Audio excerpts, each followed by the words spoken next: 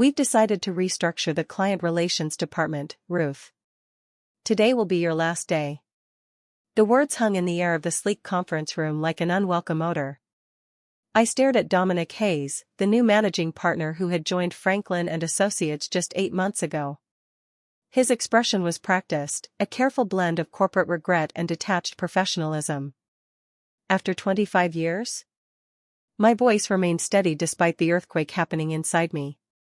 Business decisions aren't personal, he replied, sliding a manila folder across the polished table. HR has prepared a severance package, 2 months' salary and continuation of benefits through the end of the quarter. Janice from HR sat beside him, nodding sympathetically while avoiding eye contact. The necessary downsizing affects several departments, she added. This isn't a reflection on your performance. Wasn't it, though? At 58, I was the oldest employee in client relations. My salary was commensurate with my experience that had helped build Franklin and Associates from a scrappy legal consulting firm into an industry leader. Does Arthur know about this? I asked, referring to Arthur Franklin, the founding partner who had personally hired me 25 years ago. Dominic's jaw tightened. All partners were consulted on restructuring decisions. An obvious non-answer. Arthur had been in London for the past 3 weeks, negotiating our expansion into the European market. Best of luck in your future endeavors, Dominic concluded with a smile that never reached his eyes. Security will escort you to clear out your desk. Standard protocol. I'd helped write that protocol 12 years ago. My name is Ruth Pearson, and until 10 minutes ago, I was the Senior Director of Client Relations at Franklin and Associates, one of Boston's premier legal consulting firms. I'd devoted my career to building relationships with our clients, understanding their needs, anticipating their concerns, and ensuring they felt valued beyond the billable hours. In an industry where firms were often seen as interchangeable, I'd made sure our clients saw us as irreplaceable. Now I was being discarded like an outdated policy manual, with nothing but a manila folder and platitudes to show for a quarter-century of dedication. As the security guard hovered awkwardly by my desk, I methodically packed my personal items. Photos with clients at charity galas. Thank you notes from the Chambers family after we helped them navigate a complex corporate restructuring. The crystal paperweight Arthur had given me on my 20th work anniversary. My phone buzzed, a text from Catherine Winters, CEO of Winters Healthcare, our largest client. Ruth, heard troubling rumors about changes at FNA. Our quarterly review is next week. Call me ASAP. I looked up to see Dominic watching from his office, already on the phone, no doubt spinning damage control. What he didn't know, what none of them seemed to understand, was that client relationships couldn't be transferred in a memo or reassigned in a database. They were built on trust, consistency, and personal connection. And I had just been severed from 25 years' worth of those connections. I joined Franklin and Associates in 1998, when we occupied half a floor in a modest office building and had exactly 17 clients. Arthur Franklin was 42 then, bursting with ambition and determined to create a different kind of consulting firm. One where client satisfaction genuinely mattered more than billable hours. Numbers are the language of business, Ruth, he told me during my interview, but relationships are its heart. Anyone can crunch numbers, not everyone can build trust. Over the years, I'd embodied that philosophy. While others chased promotions through high-profile projects and office politics, I focused on becoming indispensable to our clients. I remembered their children's names and college choices. I knew which clients wanted detailed technical explanations and which preferred big-picture summaries. I tracked company milestones, leadership changes, and strategic pivots so we could anticipate their needs rather than merely respond to them. You're the relationship architect, Arthur had said at my 20th anniversary celebration. You've built the foundation that supports everything we do. The firm had grown steadily under Arthur's leadership, but things began to change 2 years ago when we took on outside investors to fuel expansion. New partners joined the leadership team, bringing Harvard MBAs and strategic visions that increasingly prioritized efficiency metrics over client experience. Dominic Hayes, with his slick presentations and ruthless focus on the bottom line, had been the most aggressive of these additions. Since his arrival, employee turnover had increased by 40%. The unofficial motto had shifted from Arthur's clients first to Dominic's maximum value extraction. I'd voiced concerns during executive meetings, pointing out that our client retention rates were beginning to slip. We're sacrificing long-term stability for short-term gains, I'd argued. The market is changing, Ruth, Dominic had responded dismissively. We need to adapt or die. Some of our legacy processes are frankly outdated. I'd noticed my gradual exclusion from strategic discussions over the past 6 months. Meeting invitations stopped arriving. Email threads omitted my address. Younger team members were assigned to key client accounts as secondary contacts without my consultation. Still, I'd assumed my institutional knowledge and client relationships would protect me. After all, I managed relationships with clients who represented over 60% of our annual revenue. Catherine Winters alone brought in nearly $4 million yearly and had explicitly stated in her last contract renewal that she wanted me as her primary contact. Recently, though, I'd sensed something more ominous brewing. Last week, I'd overheard Dominic on the phone. The restructuring gives us an opportunity to trim the legacy fat. Their retirement plans would cost us millions in the long run. I should have seen it coming. But after 25 years, I'd made the mistake of thinking loyalty still counted for something. The humiliation of being escorted from the building like a security threat still burned 3 days later. I sat in my apartment surrounded by job search websites and unanswered texts from colleagues. My LinkedIn profile had exploded with views, nothing like a sudden termination to make you temporarily interesting. My landline rang, a rare occurrence these days. I almost let it go to voicemail until I recognized the number. Hello? Ruth, it's Arthur. His familiar British accent was tighter than usual. I just landed from London and heard the news. This wasn't authorized by me. A complicated wave of emotions crashed over me, relief that Arthur hadn't approved my termination, anger that it had happened anyway, and a lingering sense of betrayal that he hadn't protected me despite our history. Well, it happened regardless, I replied, keeping my voice neutral. Dominic said all partners were consulted. I was deliberately sidelined, Arthur said, his frustration evident. They waited until I was overseas dealing with the EU regulatory issues. The executive committee pushed it through on an emergency approval basis, citing immediate necessity to improve quarterly projections before our investor meeting. 25 years, Arthur. I deserved better than a 10-minute meeting and a security escort. You deserved much better, he agreed. I want to make this right. What if I bring you back? We can call it a misunderstanding, a communication error. It's not that simple, I interrupted. Dominic made it crystal clear that I'm considered dispensable. Legacy fat was the term I heard him use. The silence on the other end told me Arthur understood the significance of what I was saying. In the corporate world, being undermined by leadership was a death sentence to effectiveness. There was no coming back from that, not really. I'm sorry, Ruth. Truly. This company was built on the relationships you nurtured. And how are those relationships being maintained now that I'm gone? I asked. Another pause. Dominic assigned your accounts to the junior partners. Melissa Bennett is handling Winters' healthcare. I couldn't suppress a dry laugh. Catherine Winters had openly clashed with Melissa during a strategy session last year, finding her approach too aggressive and impersonal.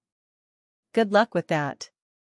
After hanging up, I stared at my phone as it began to light up with notifications.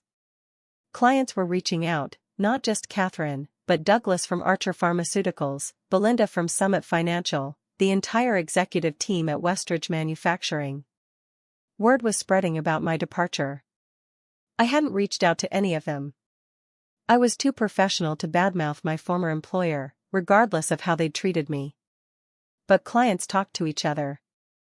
They belong to the same industry groups, sit on the same boards, attend the same conferences. My doorbell rang. A courier handed me a thick envelope. Inside was a formal letter from Katherine Goldstein, the most sought-after headhunter in Boston's consulting world, along with a handwritten note. Heard what happened at FNA. Several firms would value your client portfolio. Dinner tomorrow? I set the letter down, thinking about Dominic's smug face as he'd terminated me. I wasn't going to sabotage Franklin and Associates. I didn't need to. They had already done that themselves. The next morning, my phone rang at 7:38 a.m. Catherine Winters, never one to waste time with pleasantries. Tell me you're not actually gone, she demanded without preamble. I'm afraid I am, I replied, pouring my coffee. Restructuring, they called it. Bullshit, Catherine snapped. I've worked exclusively with you for 12 years. Melissa Bennett emailed me yesterday, introducing herself as my new relationship manager. That girl tried to explain my own business model to me last year. I chose my words carefully. Franklin and Associates is making strategic changes. I'm sure they believe they're acting in the best interest of their clients. Don't give me the corporate line, Ruth. We've known each other too long. Catherine paused. Where are you going next? I haven't decided yet. Well, decide quickly. Our contract with FNA is up for renewal in 60 days. I'd prefer to follow you. This was the moment I should have said something reassuring about Franklin and Associates, about the quality of their work remaining consistent despite personnel changes. That's what professionalism dictated. Instead, I said, I appreciate your confidence, Catherine. Let me explore my options and get back to you. By noon, I'd received similar calls from 5 other major clients. By dinner time, that number had risen to 11. I hadn't solicited any of them. I hadn't needed to. Katherine Goldstein met me at an upscale restaurant in Back Bay, her sharp eyes assessing me over her reading glasses. You're the talk of the industry right now, she said after ordering. Dominic Hayes made a catastrophic mistake. Perhaps, I said noncommittally. She laughed. Always diplomatic. That's part of your appeal. She slid a folder across the table. 3 firms want to meet with you. 2 are creating a special position specifically to bring you and your client relationships on board. I glanced at the compensation figures and nearly choked on my water. They were offering almost double my previous salary. They're not just paying for your expertise, Catherine explained, reading my expression. They're paying for your little black book. The irony wasn't lost on me. After being discarded as too expensive by Franklin and Associates, I was now worth twice as much to their competitors. I wondered if Dominic had considered this possibility in his cost-cutting calculations. The next morning, Arthur called again. I need to see you, he said, sounding uncharacteristically agitated. Can you come to the office? I don't think that's appropriate, given the circumstances. Then lunch, at the Harvest, 1 p.m. Please, Ruth. Things are happening that you should know about. Curiosity got the better of me. At precisely 1 p.m., I walked into the Harvest to find Arthur already seated, looking haggard. Thank you for coming, he said, relief evident in his voice. I've been trying to fix this situation, but Dominic is blocking me at every turn. He's convinced the board that your termination was necessary for modernizing our approach. And the clients? I asked. How are they responding to this modernization? Arthur winced. Not well. Catherine Winters has demanded a meeting with the entire executive team. Douglas from Archer is reviewing their options. 3 smaller clients have already given notice. I sipped my water, saying nothing. Here's what I'm proposing, Arthur continued, leaning forward. I create a new position, Chief Client Officer, reporting directly to me, bypassing Dominic entirely. Better compensation, more autonomy. It sounded perfect, exactly what I would have wanted a week ago. Too perfect. I studied Arthur's expression and saw something beyond concern. Fear. What aren't you telling me, Arthur? He hesitated, then sighed. Dominic has a plan to push me into early retirement. He's been consolidating power, building alliances with the newer partners. If the client situation deteriorates further, he'll use it as leverage to force me out. So that was it. Arthur wasn't trying to save me. He was trying to save himself. I was simply the means to that end. I'm sorry, Arthur, but I already have meetings scheduled with other firms. You understand? Business decisions aren't personal. The look on his face as I threw Dominic's words back at him almost made the whole ordeal worthwhile. Almost. Over the next week, I met with all 3 firms Catherine had recommended. Each meeting followed a similar pattern. Effusive praise for my client relationship skills, thinly veiled questions about which clients might follow me, and increasingly generous compensation offers. I was leaning toward Blackwell Consulting, a mid-sized firm with values reminiscent of the original Franklin and Associates. Their offer included equity partnership, something I'd never been offered at FNA despite my contributions to the firm's growth. Meanwhile, the situation at Franklin and Associates was deteriorating faster than even I had anticipated. Industry blogs were reporting client unrest and leadership tensions. My former assistant, Thomas, texted me updates. Catherine Winters had indeed met with the executive team and left visibly angry. Douglas from Archer Pharmaceuticals had cancelled their quarterly review. Even Westridge Manufacturing, a client known for their institutional loyalty, was rumored to be seeking proposals from competitors. Then came the call that changed everything. Ruth Pearson? I answered while reviewing Blackwell's offer letter. Ms. Pearson, this is Jeffrey Hammond from the Boston Business Journal. I sat up straighter. The BBJ was the Bible of Boston's corporate world. I'm working on a story about the recent leadership changes at Franklin and Associates and their impact on client relationships. Several sources have mentioned your name. Would you be willing to comment? This was dangerous territory. Anything I said could be construed as disparaging my former employer, potentially exposing me to legal action under the non-disparagement clause in my severance agreement. I'm not comfortable commenting on internal matters at Franklin and Associates, I replied carefully. Understandable, Hammond said. What about the fact that 7 major clients have already announced they're terminating their relationships with FNA? Industry insiders are suggesting this exodus is directly related to your departure. 7 clients? I'd only spoken directly with 15, and none had definitively stated they were leaving FNA. I can't speak to clients' business decisions, I said. Many factors go into selecting consulting partners. Of course. I could hear Hammond typing. One more question. Any comment on the letter signed by 26 of FNA's clients demanding Arthur Franklin replace Dominic Hayes as managing partner? I nearly dropped the phone. I have no knowledge of such a letter. After hanging up, I sat in stunned silence.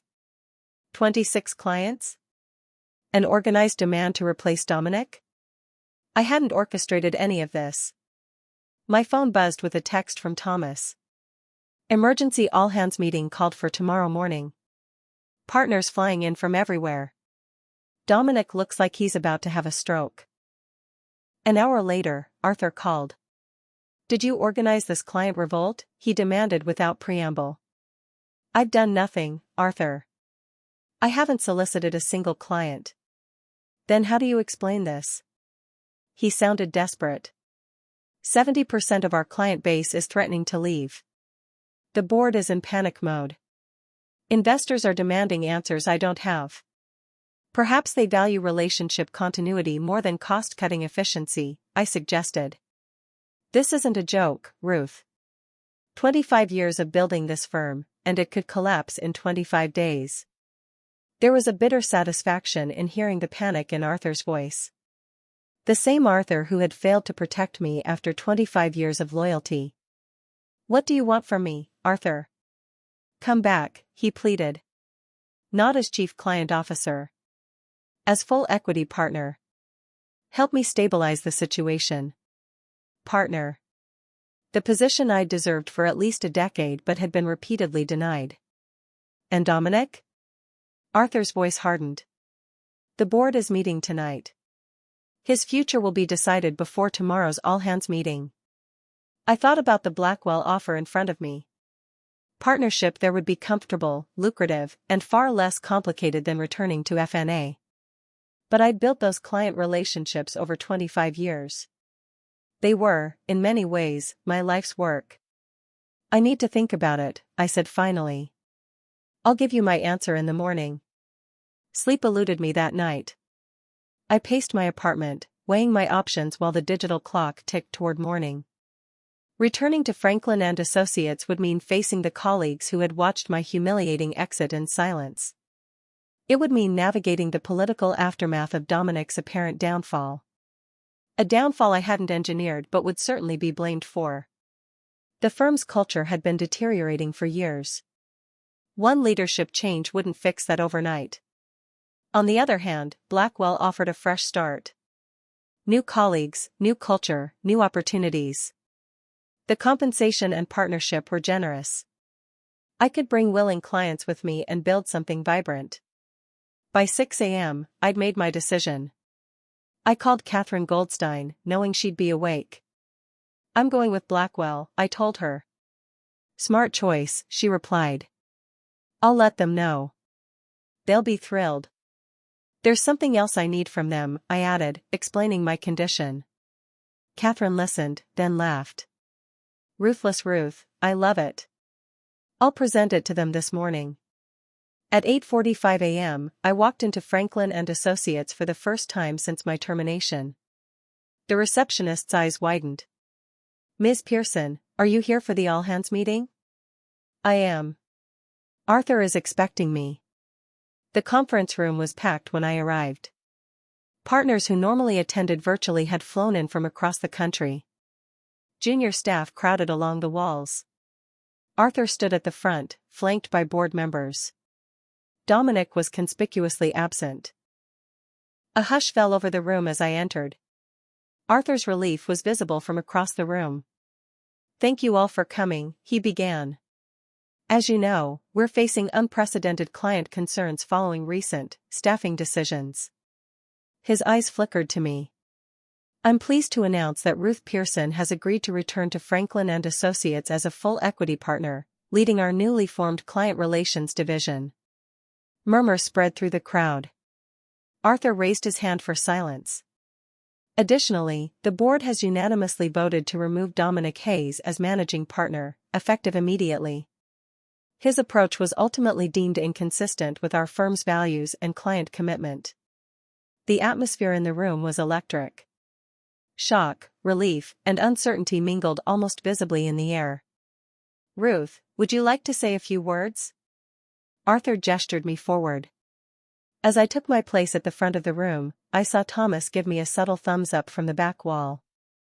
I surveyed the faces before me, some hopeful, some wary, all attentive.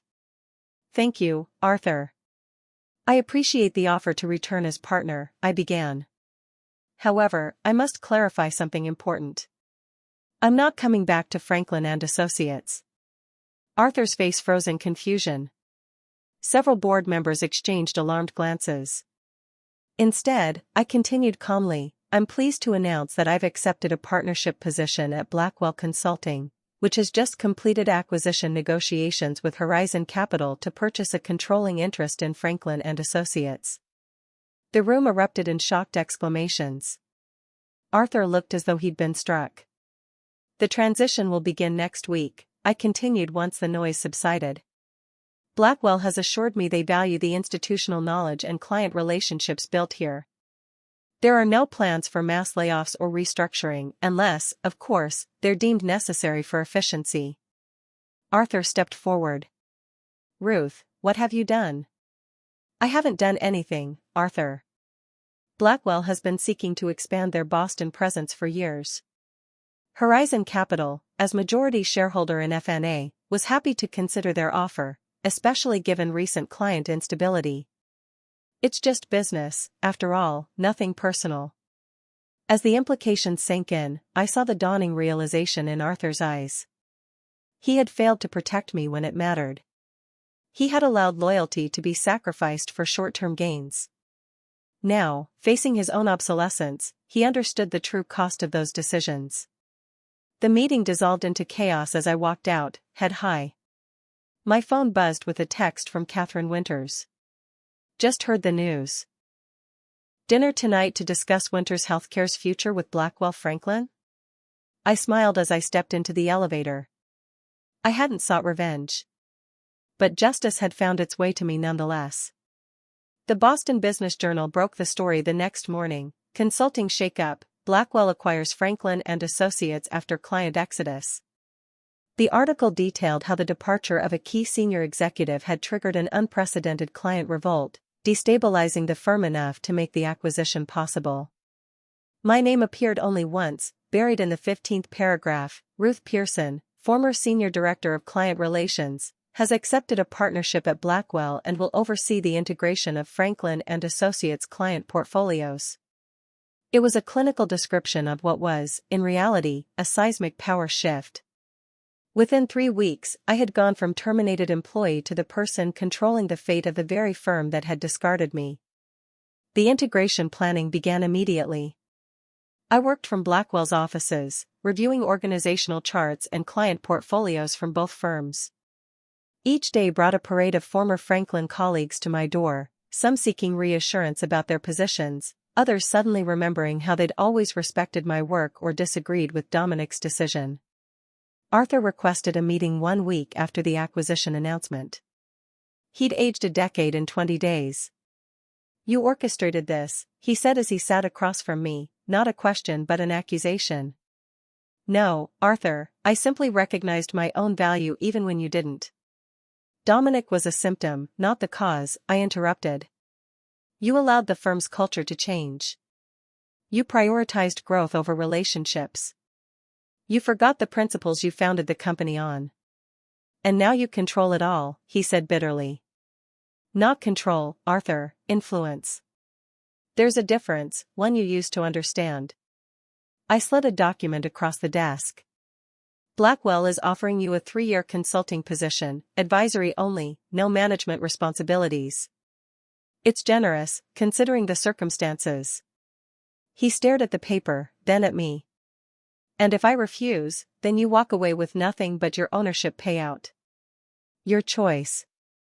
6 months after the acquisition, Blackwell Franklin Consulting occupied 2 floors of a gleaming downtown tower.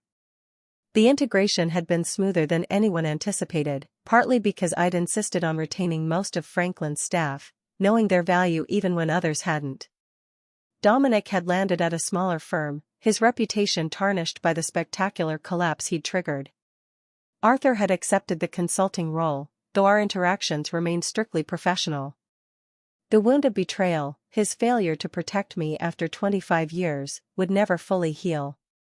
In my corner office, I reviewed the quarterly numbers with a satisfaction I'd never allowed myself to show publicly. Client retention through the transition had exceeded 95%. The 3 clients who'd left during the initial exodus had already returned. Our combined revenues were up 23% year over year. My assistant knocked and entered. "Ms. Winters is here for your lunch."